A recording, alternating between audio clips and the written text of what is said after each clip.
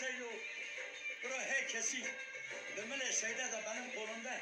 Şu ana kadar hiçbir hünermen kimse oynamış değildi. Müzik ritimleri akidecim o dedi Seyde'den var.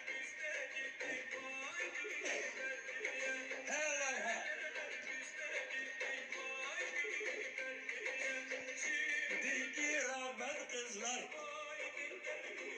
Ya vay rağbet. Kızlar vay dilberliye.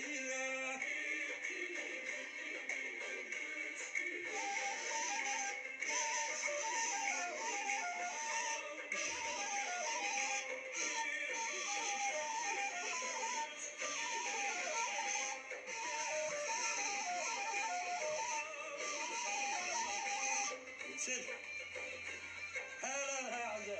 Selam gönderiyorum Celal Güzel Ses'in kabrına. Sen onu bir yeğenisin.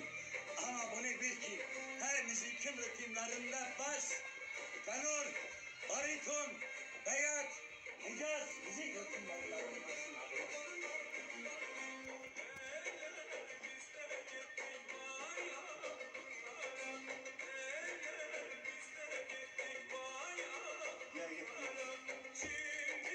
Rahmet kızlar.